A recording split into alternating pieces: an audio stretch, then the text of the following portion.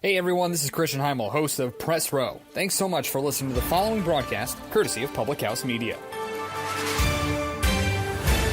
This is Jenna Burt, host of the Confessions of a Military Spouse podcast here on Public House Media. Thanks for listening to the following broadcast on Public House Media. Once you're done with this episode, I hope you'll come check out my show, Confessions of a Military Spouse, where we dig deep and talk about the unspoken hard truths of what it's really like to be a military spouse. A new show comes out bi-weekly. Don't forget to subscribe on iTunes so you never miss an episode of Confessions of a Military Spouse. Thanks again for checking out the following broadcast on Public House Media.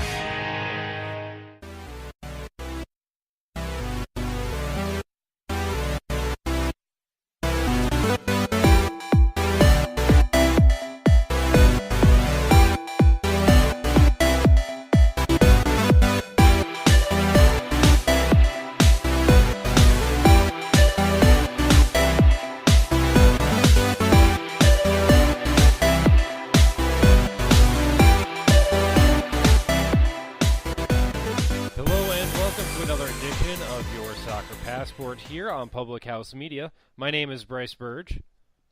I'm Ivan Sanchez Carrasco. Bryce, it's a beautiful afternoon here in Oregon. We got the Champions League up in the office. We're going to talk some soccer today. Women's soccer, men's soccer, we got it all. Sounds like a plan. Let's start off with the women's game, ladies first and all, mostly because they had a big international friendly, the U.S. women's national team against Belgium. And when I mean big, I mean that it was big on one side of the ball because the United States routed Belgium 6-0 in the matchup. 5 different scorers for the U.S., Carly Lloyd, Lindsey Horan, Sam Mewis, Alex Morgan, and Jessica McDonald all scoring. Carly Lloyd actually scored the first 2 of the game. U.S. dominated in pretty much every single statistical category with the exception of fouls, and you don't want to lead that category anyway. So, the U.S. winning isn't that big of a deal when you think about it, all things considered. What is a big deal about it, though, is that this was a team that we kind of started to have some doubts about going into the last couple of friendlies before the World Cup, and this was a big victory for them. Yeah, I mean, I still have my doubts about them. We can talk about the game on Thursday, too, against Australia, but I still have doubts just because they should beat Belgium, and they should beat Belgium kind of around this scoreline. I still think they're kind of shaky in the defense, and I've kind of just gone with the idea that if they're going to win this World Cup, they're going to have to do it outscoring teams. I mean, you have to score more goals to win games, but you know what I mean. I don't think they can hunker down and are defensively disciplined enough. I don't think they have enough cohesion in the back line and the confidence in their goalkeeping for them to be kind of the defensive force they've been in tournaments past. So I think they're going to have to rely heavily on their attack to win games, and they're going to have to try to outscore teams kind of like they did against Australia. And that is something that they have the availability to do. I know with this matchup against Belgium, you finally saw Becky Sauerbrunn back on the line. You had a couple of the Julie Ertz was back there too. Some of the Ali Krieger as well after her injury. There was a number of players that you always thought that you were going to have, and you really hadn't had the last 3 months, either for one reason or another. And now they're kind of back in on this to get this United States team back rolling on all cylinders. And so I think that's why that game against Australia was such a big one, is because it was so high scoring with that matchup.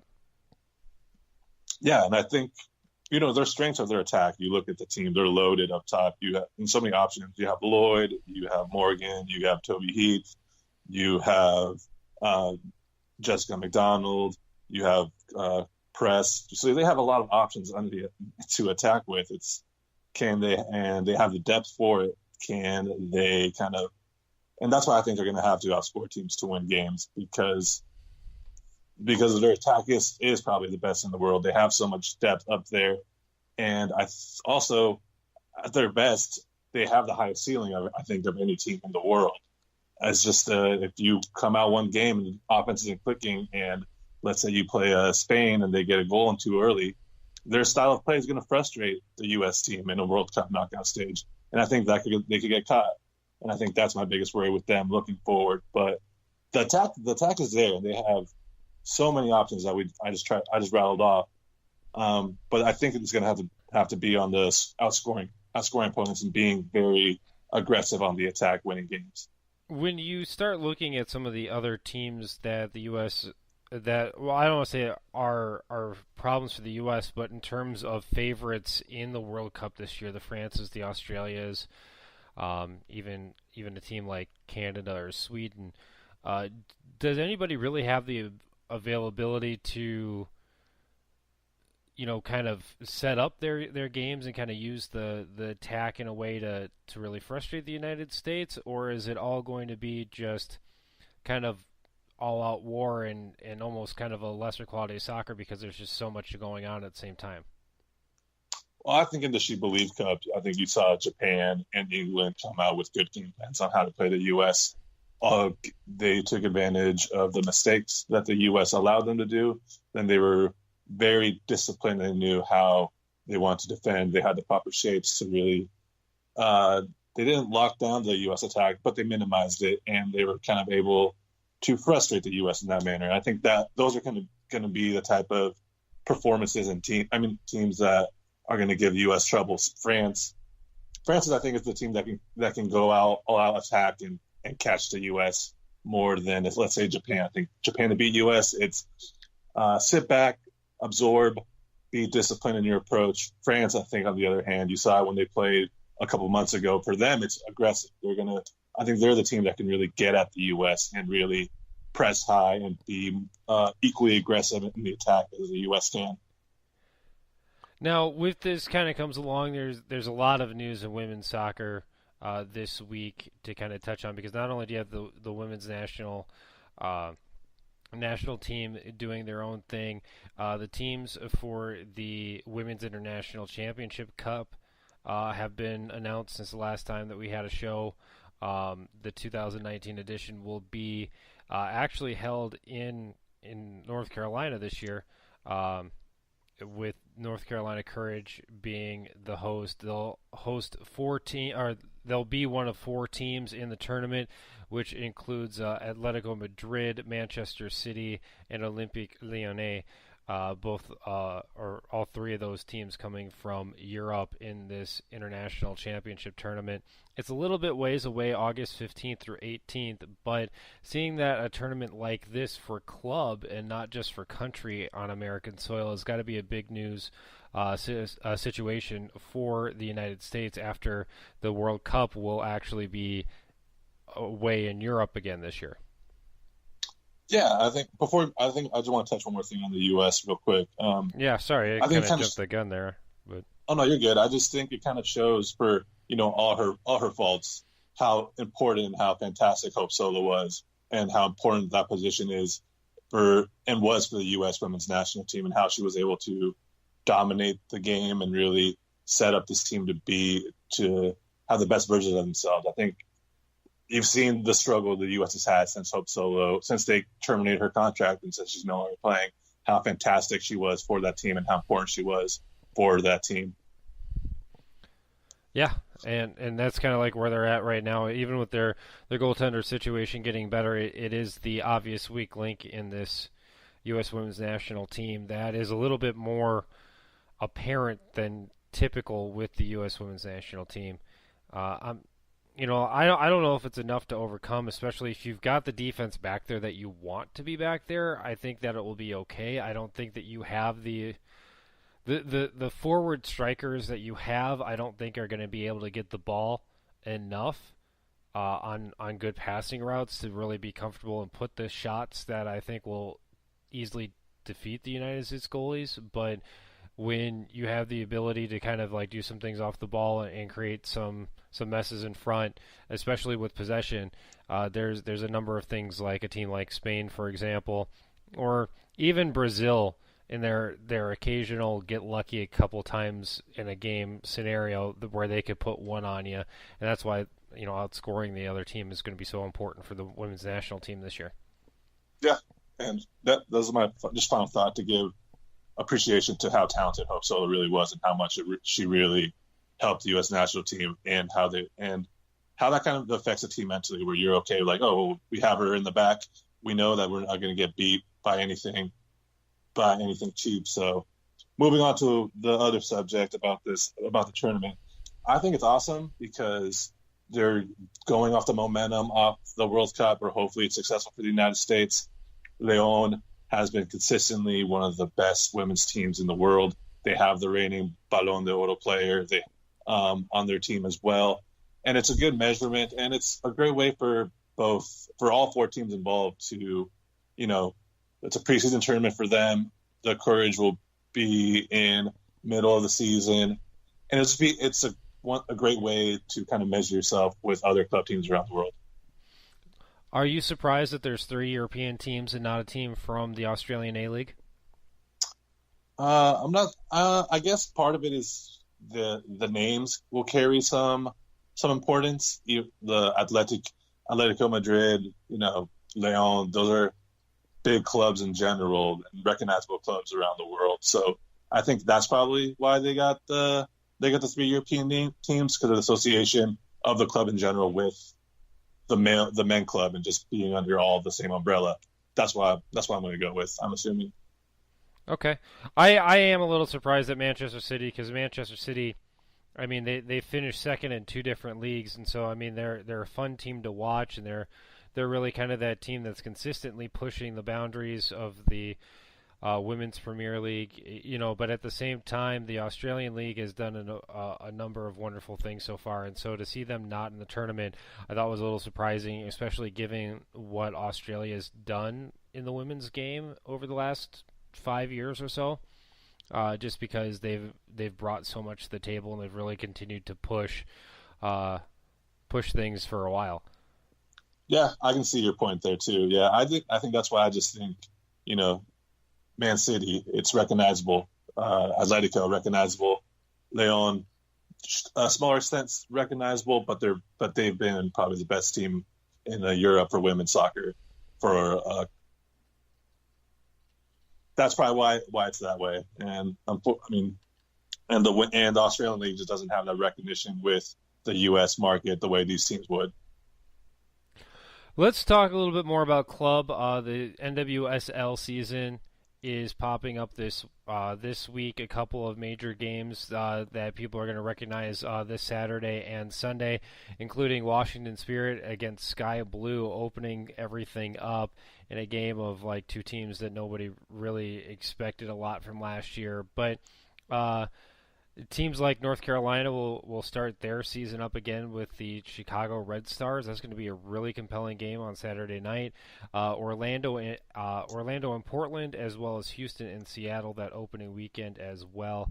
It is going to be a considerably fun time in the NWSL this year. Just keeping it wide open, because it kind of caught us off guard with how soon this was starting up, especially with the World Cup break. What are just some initial thoughts that you have for this season coming up? I think just because of the World Cup and these teams aren't going to be at full strength for a good part of the season, it's really important to pick up points early and kind of get yourself in a good position for the rest of the year, because when you don't have your full squad, a lot of these teams are national team based heavy teams play, so you need to take advantage of the opportunity when you have your full squad to get those points, because then you don't know what's going to happen once all the international players are on duty. So I think that's important. It's very important to get off to a good start in the season when you have your full squad. And that, I think, is going to be a big one too, because this is going to be the last aspects of everything before it really gets a little crazy, and we haven't really seen this so far in the NWSL compared to other women's leagues or even like the men's league with the MLS. Losing those players is going to be a real test for the NWSL this year in terms of marketing, in terms of having people that care what their game plan is when these games pop up. It's going to be interesting to see how they organize it and which way they really kind of move, because pretty much every team in the NWSL has at least one person playing for one country or another when it hits the World Cup time. So it will be a lot of fun to see what they can do. Or a team like Orlando, for example, that's relied a lot on a couple of big stars to carry them along, and then they don't have those big stars, and it really kind of shows like how lack of depth that they have on these teams. But again, the NWSL season starting up this Saturday with games between Washington Spirit and Sky Blue, and then North Carolina and Chicago on Saturday. Sunday will be Orlando and Portland, as well as Houston and Seattle. We'll take Go Thorns. Oh, there you go. Go Thorns. All right, we'll take a quick break, and then when we return, we'll talk a little bit about some of the club action from across the pond here on Your Soccer Passport.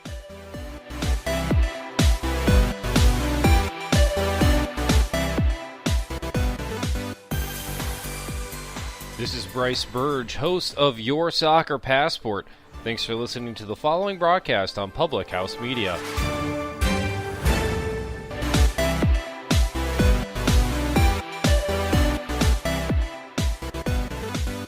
And welcome back to Your Soccer Passport here on Public House Media. Brice Burge and Yvonne Sanchez Carrasco here. You can find us on Twitter at @BriceBurge, Brice with an I, and also Yvonne at Yvonne Sanchez C90.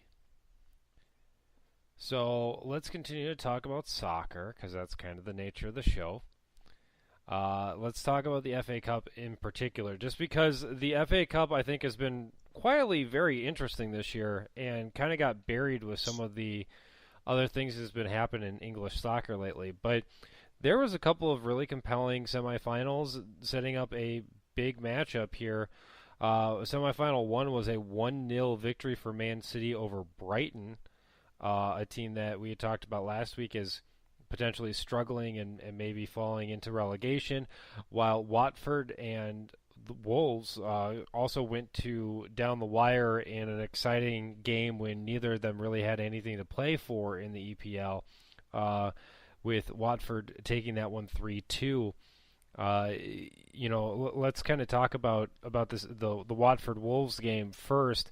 Higher scoring teams that we didn't really expect, and ultimately the game winner coming from Troy Deeney in the 94th minute, in fourth minute of overage time on a penalty kick. This was a really exciting game. What did you think about it? Oh, man, I was so upset because I've kind of adopted Wolves as my EPL team just because they have Raul Jimenez, the Mexican striker, and he's played so well for them. And I've been so happy to see him succeed at a club that's given him the chance. And he actually scored the second goal of the game when they put him up 2-0. And shout out to the awesome celebration where he put a wrestling mask on. Yes, then, a lot of people did see that. That was a lot of fun. Yeah. And then, Watford showed grit and were able to crawl their way back into this match and send into extra time. And it was one of those classic games where you can kind of just see one team unravel once Watford made it 2-1, how the energy kind of picked up for them. And then Wolves all of a sudden kind of stopped playing with the electricity they had and got more defensive and a little more cautious. And it was, it's a game we kind of see from time to time where you get that 2-0 lead, and then little by little, all you need is that one spark for you to have hope. And that's what Watford got. They got that hope, and they were able to make this comeback. And the setting was beautiful for it because it's an FA Cup. You're at Wembley. The place is packed. And, you can't ask for much more in a soccer game as a neutral fan. That's kind of what it came down to. You can't really ask for more. It was a fantastic semifinal that had everything you wanted. Two teams where this is the most important thing now because they're kind of settled in their spots in the English Premier League. So to see them kind of go all out for it and hope for that glory, the chance to win a trophy, because they're not going to win the EPL anytime soon or compete for it. So this was their opportunity, and you saw it from both sides. And that's what I thought was great about the other side of it too, is because like when you're looking at this tournament, even when you were looking at the round before, there were some teams that were surprisingly still there, because Wolves had to beat Man U to get in. Watford, on the other hand, beat Crystal Palace. Man City in the other semifinal beat Swansea, while Millwall was the team that ended up going up against Brighton. So some of your more popular teams weren't even anywhere around because of surprising losses down underneath. But just the way that it kind of came up with everything, there were, like Derby County had a huge upset in this tournament earlier on. Queen's Park Rangers kind of went in and gave Watford probably their biggest test of this tournament up until that point. There was just a number of surprising games between the different hierarchy of English soccer that's kind of brought us to this point, including Man City going up against Brighton, because when you look at the standings of the EPL, Brighton Hove Albion is in trouble. And that's kind of something that we had talked about in the past. But now Man City was able to get that 1-0 victory thanks to a super early goal, Gabriel Jesus scoring in the 4th minute, and Manchester kind of just rolling since then. But even with that, it creates an interesting matchup now, because you've got Man City, who is almost looking at this and wondering if this is a distraction from them as they have to try to get closer to that EPL title, compared to Watford, who can focus all in on this.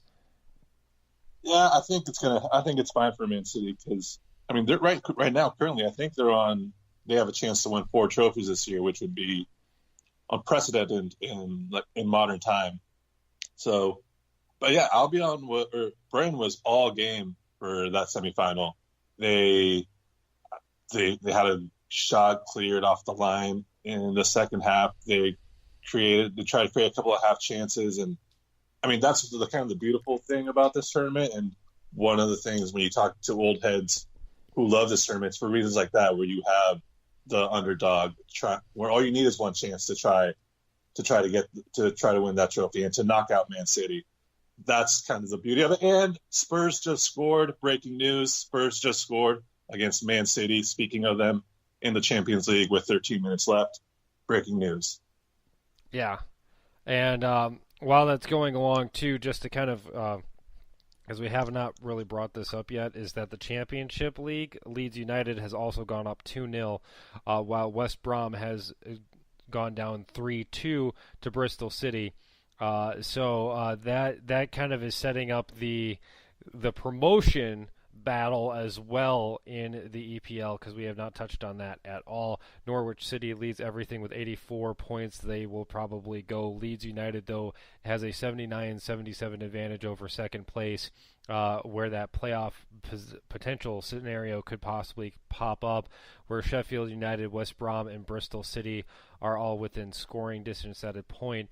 But Aston Villa, which is a team that we have not talked about, I don't think ever in the history of this show, has won 5 straight and is doing everything that they possibly can to try to get back into that promotion range. Now, you did bring up, and I think that might just be the best time to make a transition here, because, FA Cup, the final round is going to be May 18th, so we got time to talk about it before it happens and give a prediction then, but it will be Man City and Watford. So let's go to the Championship League as well, because you did say Tottenham just scored. It was 0-0 going into the 72nd minute the last time that I looked at the score, and since then they've scored. This is the magic of pre-recording shows, to go up 1-0. Sung Hong-min, the scorer on that one. It definitely puts things in a completely different situation for Tottenham as they try to get a positive result in this first leg of the quarterfinals. Also playing right now is Liverpool and Porto. Liverpool scoring twice early in the matchup, still up 2-0 in that one. So let's talk about this Tottenham Man City game. Just because now it looks like Tottenham's going to have at least 1 point on the board. For them right now, if the Spurs can hold off, how important is this first leg victory compared to a first leg tie? Oh, it's huge, because now, especially having scored the goal, now you're kind of, and not conceding if they can keep it that way, now all of a sudden, you're asking a lot of questions about Man City in the return leg, if they can keep it 1-0 and keep it this way. But yeah, now all of a sudden you're forcing Man City to be more aggressive right now in the game that we're watching. And it's going to allow you to possibly get another goal in. And in the return leg, if it stays 1-0, now you're asking Man City they're going to have to score at least one goal. And it puts you in a position, depending what you want to do, if you want to sit back, which is asking a lot, or if you want to be a little more aggressive, look for a goal away, which forces Man City to score twice. And also confidence. It just gives you the belief, like, hey, we can do this. Spurs have kind of struggled a little bit in the EPL last couple of weeks, but this is the kind of result where they can, anything where you get belief, like, yeah, we have a chance, we can do this, we have the quality on our day. And right now that's kind of what's coming out from this 1-0 lead. With Liverpool up 2-0, do you think Porto's got a chance to come back at any point? No, I don't think so. It was already a tough ask having to go to Liverpool with their captain Herrera out for suspension, and to concede a goal 5 minutes into the game, it really, as I think they say in England, took the piss out of it for them. I don't see them finding a chance to come back, because now they need to get 2 goals away. Back at home, they can't allow Liverpool to score, and it's gonna kind of play right in the Spurs' hands in the second leg, where they can hit Porto on the counter back in Porto if they want, or kind of sit back and force Porto to open up and create gaps for Liverpool to attack on the counter. So, I mean, those are my raw reactions as the games are going on, and I'm thinking about it. But yeah, I think Liverpool has a good a step in the semifinals, while the Tottenham game is kind of more. It just makes it for a better second leg too for these two. Second side of this bracket, Ajax and Juventus tomorrow at 3 p.m. Man U and Barcelona also tomorrow at 3 p.m. That'd be the day of release of the podcast. With that being said, what do both of these teams need to win?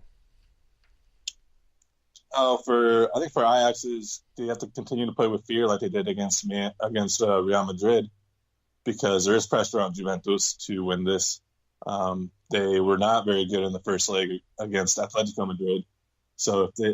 And the problem with Atletico Madrid, they played too defensively in the second leg. You're not going to get that with Ajax. You're going to get a team who's going to come at you, who's going to play with confidence, who don't know anything better to do than just play as hard as they can for as long as they can, because they're so young.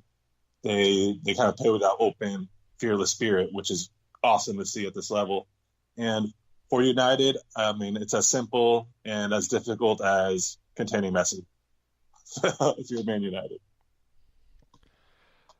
What ultimately with this kind of set up and the quarterfinals up, the second leg will be next week. The Tuesday games will be Juventus and Ajax and Barcelona and Man U, and then the Wednesday games will be the other two. But with this kind of scenario, who do you expect to be in the semifinal matchups?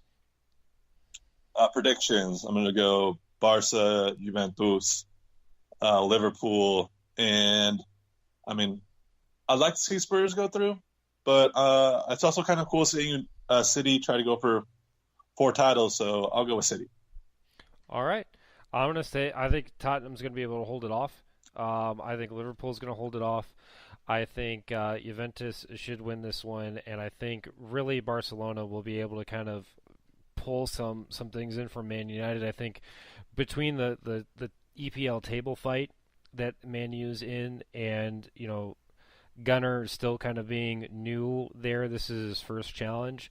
And while I have faith in Gunnar in the long term, Gunnar, I don't think will have enough control to really kind of keep all those, to be able to hurt all those cats and all those personalities in Man U to win it all. So I think he'll be able to grab some real big surprises there in the EPL and kind of move up a little bit and maybe grab that third spot in the EPL, but I don't think he's going to be able to do it here in this tournament. I think he's going to drop the first leg and then maybe draw the second one, and won't have enough to move along in that matchup against Barcelona.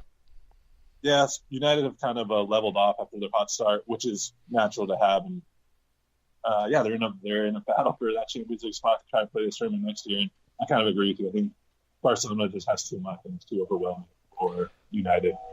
Before wrapping up, just to give an update on what the table is, Liverpool is above Man City by 2 points, with Man City having one game in hand to play and earn that up. Chelsea currently holds on to the third spot, while Tottenham, Arsenal, and Man U are all within striking distance, but Man U is currently in that sixth spot and the first team out of being able to be promoted into the extra club championship leagues moving forward. Arsenal has the fifth spot with 63 points, a 2-point advantage over Man U, while Tottenham is just 1 spot ahead of the Gunners. Last couple seconds here, literally 15 seconds. What's your shout-out go? Virginia basketball, congratulations on winning the NCAA tournament. Yeah, you killed my bracket. There's no love for me here. All right, until next time, I'm Brice Burge. That's Ivan Sanchez Carrasco. You've been listening to Your Soccer Passport here on Public House Media.